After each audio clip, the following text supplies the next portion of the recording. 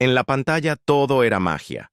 Un patio pobre convertido en ícono, un barril que parecía esconder todos los secretos de la infancia, un chapulín que se duplicaba con trucos caseros que parecían imposibles. Pero detrás de cada escena había un hombre que nunca buscó reflector y sin embargo lo sostenía todo con precisión matemática. Se llamaba Enrique Segoviano, el director silencioso que no solo inventó la estética del Chavo del Ocho, también estuvo a punto de cambiar la historia personal de Florinda Mesa. Lo que muy pocos saben es que antes de ser la pareja inseparable de Roberto Gómez Bolaños, Florinda ya tenía una relación seria dentro del set. No eran coqueteos de pasillo ni rumores de camerino, era un compromiso formal con planes de boda. Y el hombre era justamente Segoviano, el arquitecto invisible de aquella vecindad que todavía hoy sigue transmitiéndose en medio continente. Pero entonces apareció la figura más inesperada, el jefe, el guionista, el productor, y también un hombre casado. Roberto Gómez Bolaños. Lo que sucedió después no fue un chisme menor, fue un golpe quirúrgico en silencio, sin escándalos, sin gritos, solo con gestos calculados. El director que iluminaba el escenario comenzó a perder luz en su propia vida. Y mientras los niños reían con la pastilla de chiquitolina, en los camerinos se cocinaba una tensión que Televisa jamás quiso contar. Y ojo, esto apenas comienza. Porque lo que pasó después explica no solo por qué Segoviano salió del programa, sino también cómo logró reinventarse creando joyas que marcaron a toda una generación de niños en México y América Latina. Y hablando de generaciones, antes de seguir con esta historia que estuvo escondida por décadas, déjame pedirte algo rápido. Si todavía no estás suscrito al canal, este es el momento. Pícale al botón y activa la campanita, porque aquí seguimos sacando a la luz los secretos mejor guardados de nuestra televisión. Créeme, los que vienen te van a dejar con la boca abierta. Cuando el programa comenzó a despegar en 1973, la televisión mexicana era todavía un experimento frágil. No había efectos digitales ni presupuestos generosos, pero Segoviano lograba que un set de madera pareciera un mundo entero. Con un par de focos maltratados conseguía que un barril se volviera símbolo universal. Con un truco de montaje hacía que el chapulín se duplicara, y los niños juraban que era magia. Lo irónico es que el mismo hombre que multiplicaba héroes en pantalla terminó viéndose reducido en la vida real.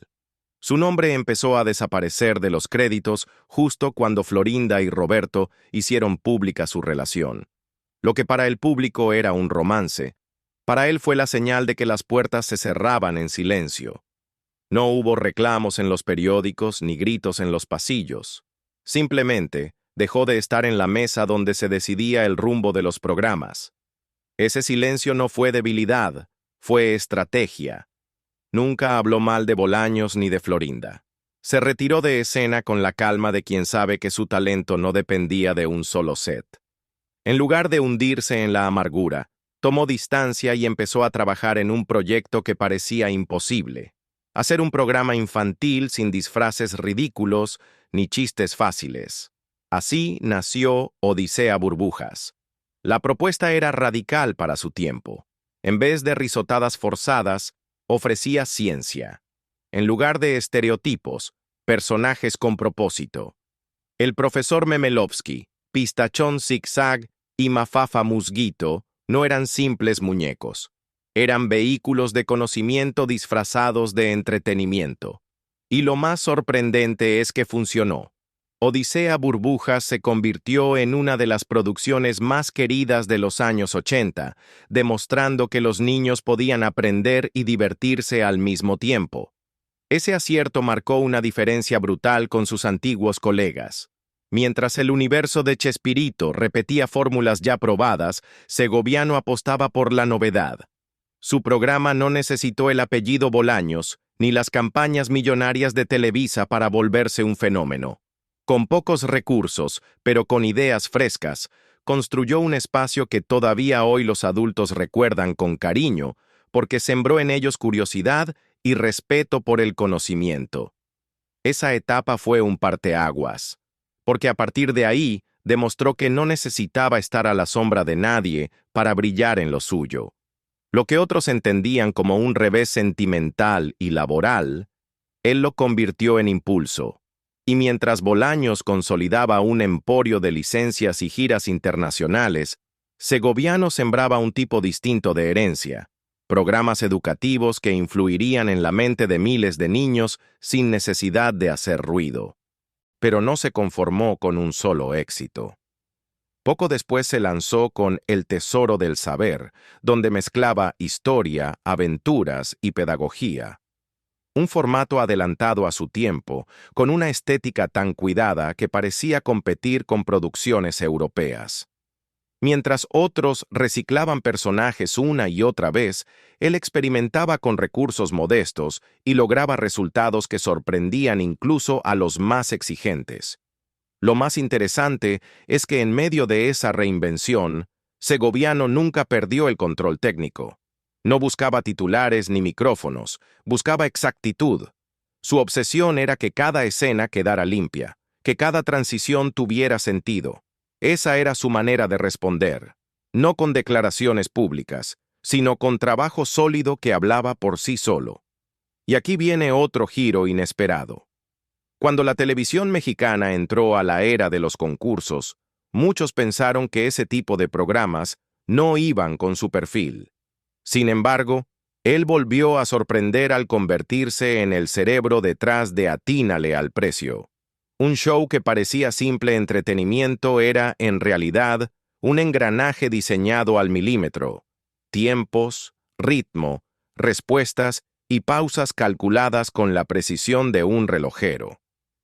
Lo que para el público era diversión, para él era ingeniería televisiva. Así demostró que podía saltar de un género a otro sin perder calidad.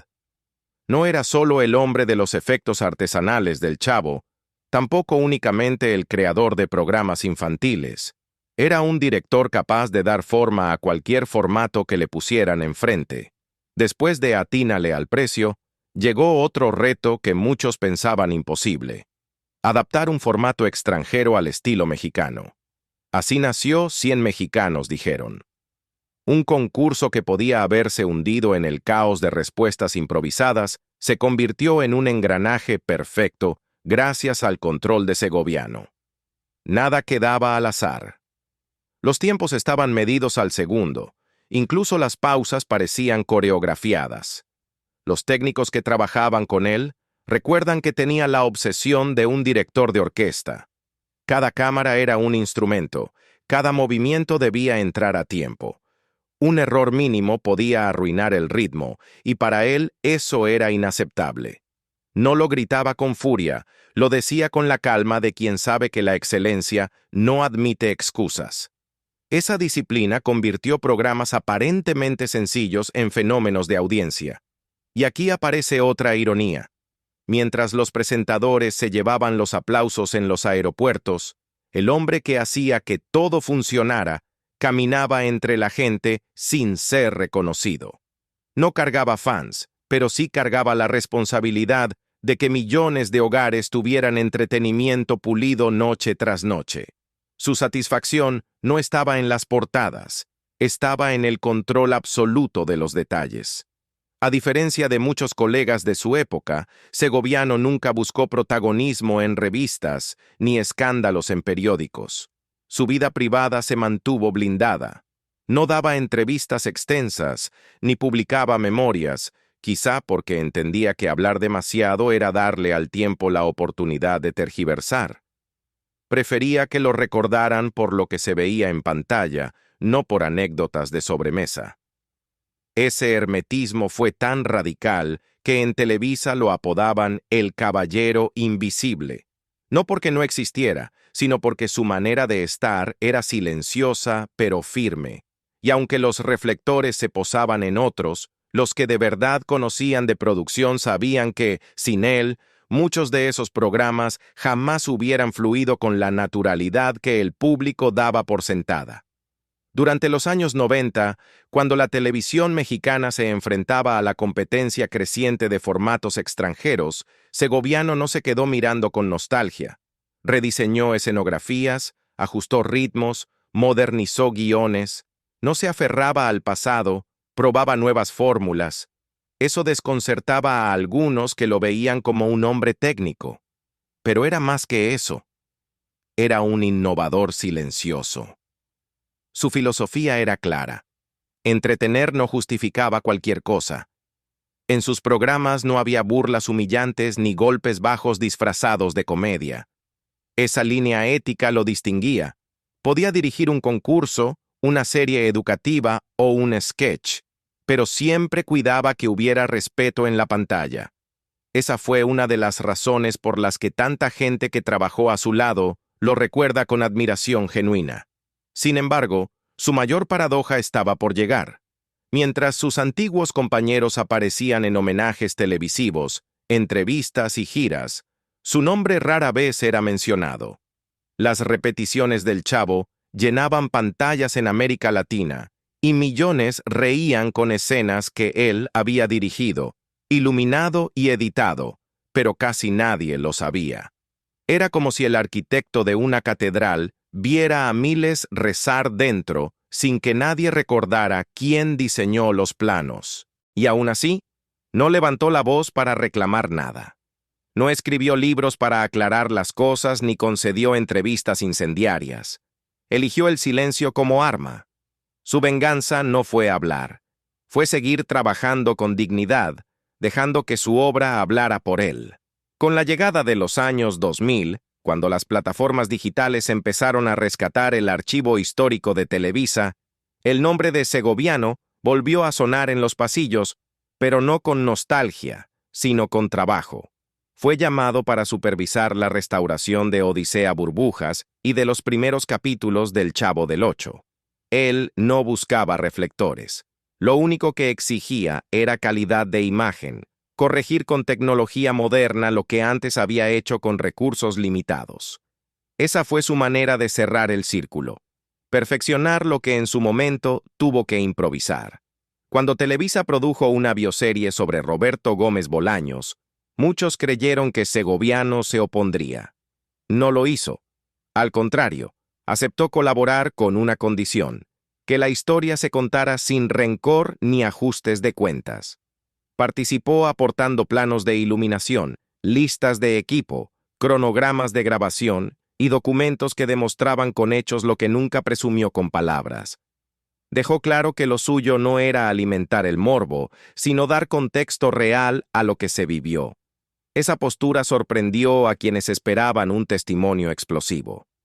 Algunos pensaban que guardaba un resentimiento acumulado, otros querían verlo exhibir heridas. Pero él eligió otra ruta, la de la decencia. No se colocó como víctima ni como héroe, solo como un profesional que hizo su trabajo con disciplina. En un medio donde la mayoría busca cámaras para defenderse, él mostró que se puede responder con serenidad. El público, sin embargo, sí reaccionó.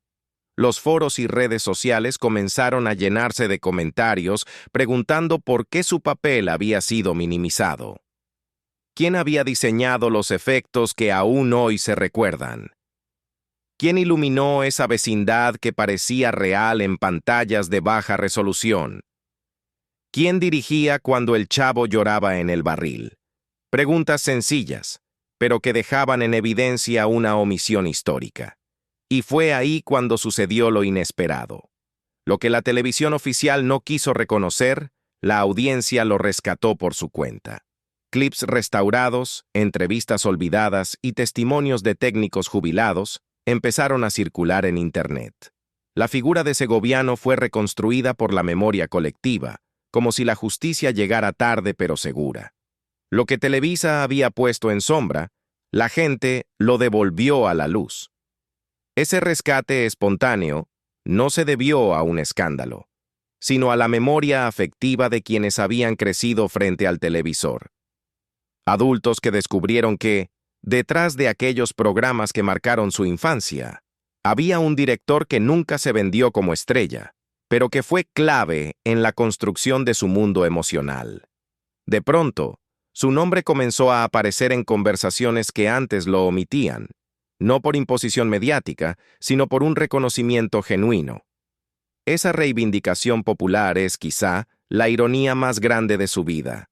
Durante décadas permaneció en silencio mientras otros acumulaban homenajes, y al final, fueron las nuevas generaciones quienes lo rescataron, no con bustos ni placas, sino con la nostalgia transformada en gratitud. Su obra no necesitó discursos, bastó con que volviera a circular para que la gente entendiera lo que había estado oculto. Y lo mejor es que esa reaparición no se dio por un intento de protagonismo personal. Él nunca habló demasiado, nunca pidió crédito. Fue la gente común, los mismos que habían reído y aprendido con sus programas, quienes pusieron su nombre de vuelta en la conversación. Eso, en sí mismo, tiene más peso que cualquier homenaje oficial. Quienes trabajaron con él cuentan que dirigir bajo su mando era como tocar en una orquesta. Si un camarógrafo se retrasaba medio segundo, él lo notaba. Si un editor cortaba antes de tiempo, pedía repetir. No toleraba improvisaciones porque sabía que un error pequeño podía arruinar la experiencia de millones de espectadores. Aquí no venimos a probar suerte, venimos a pensar antes de grabar, les decía. Una frase dura, pero que sus aprendices recuerdan con gratitud hasta hoy. Ese rigor formó a generaciones enteras de técnicos y productores. Varios que empezaron como asistentes bajo su mirada, terminaron siendo directores reconocidos, y todos coinciden en que aprendieron de él el respeto absoluto al tiempo y a la audiencia. Para Segoviano, cada minuto frente a la pantalla debía tener un propósito, no podía desperdiciarse en ocurrencias vacías. Esa disciplina contrastaba con el caos que solía dominar otros foros de Televisa. Mientras algunos programas sobrevivían entre gritos, improvisaciones y largas esperas, en los sets que él dirigía todo tenía un ritmo marcado. No se trataba de capricho, era una filosofía. La televisión debía fluir con la misma precisión que una obra de teatro, sin huecos ni atropellos. Curiosamente, pese a esa fama de perfeccionista, también tenía la capacidad de escuchar. Si un camarógrafo joven proponía un ángulo arriesgado, él lo probaba. Si un editor sugería una secuencia más dinámica, lo consideraba. No imponía su autoridad con gritos, la ganaba con argumentos y resultados. Esa combinación de firmeza y apertura lo convirtió en un maestro involuntario. No enseñaba dando clases, enseñaba haciendo. Los años 90 trajeron un cambio de era en la televisión mexicana. La importación de formatos extranjeros y la fragmentación de la audiencia ponían en jaque a quienes no sabían adaptarse. Segoviano, lejos de quedar rezagado, supo actualizar sus métodos, ajustó escenografías, renovó transiciones, entendió que la atención del público se dispersaba más rápido y que era necesario atrapar al espectador en los primeros segundos. Un ejemplo claro fue 100 mexicanos, dijeron. Lo que muchos creían, un simple concurso se volvió una maquinaria televisiva gracias a su visión. Cada pausa estaba ensayada, cada reacción del presentador estaba anticipada. Nada era producto del azar. Su obsesión era que el espectador nunca sintiera tiempos muertos, que el ritmo lo mantuviera pegado a la pantalla. Esa obsesión con la precisión no era fría. Sabía que detrás de cada ajuste técnico había emociones en juego. Entendía que una mala toma podía arruinar un chiste, que una iluminación mal puesta podía quitarle fuerza a un momento emotivo. Por eso cuidaba cada detalle, como si de él dependiera la memoria del público. Y quizá tenía razón. Muchas de esas escenas siguen vivas en la mente de quienes crecieron viéndolas. Lo más paradójico es que mientras aseguraba que otros brillaran en pantalla, su nombre quedaba al margen de las entrevistas y los homenajes. Pero en lugar de reclamar, él seguía trabajando como si el reconocimiento fuera un estorbo. Tal vez porque entendía que la verdadera permanencia no está en las portadas, sino en el recuerdo genuino de la gente. Y fue justamente ese recuerdo el que años después lo rescataría. Pero antes de llegar a esa parte, es necesario entender algo. Su influencia no se limitó a lo que salió en televisión. Se filtró en la manera de trabajar de toda una industria. Quienes lo conocieron lo describen como el hombre que enseñó a Televisa a pensar con reloj en mano. El paso del tiempo, lejos de borrarlo, terminó devolviéndolo a escena de una manera inesperada. Con la llegada de Internet, las repeticiones del Chavo del Ocho y de Odisea Burbujas comenzaron a circular en plataformas digitales. Jóvenes que nunca vivieron la época original se toparon con esos capítulos y quedaron sorprendidos por la claridad de los guiones, la iluminación cuidada y la precisión en los encuadres. Lo que en su momento pasó desapercibido, ahora se notaba con nitidez. Foros de seguidores empezaron a preguntarse por qué su nombre aparecía en tantos créditos de los 70 y de repente desaparecía. Esa curiosidad colectiva abrió un debate que Televisa nunca quiso tener. Y fue la audiencia, no las televisoras, la que puso el dedo en la herida.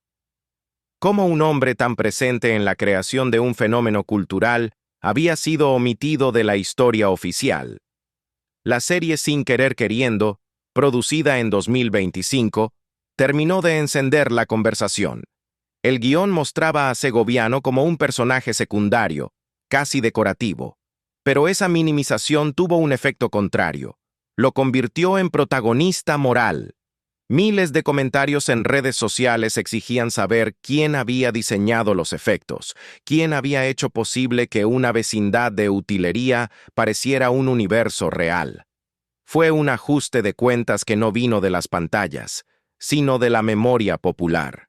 Videos restaurados, entrevistas olvidadas y testimonios de viejos colaboradores circularon como piezas de un rompecabezas. La gente descubría al arquitecto invisible, que había sostenido programas que marcaron generaciones.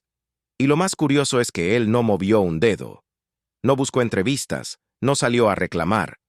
Fue la propia audiencia la que lo rescató de la sombra. Ese rescate tiene una fuerza especial porque no nació del escándalo, sino del cariño.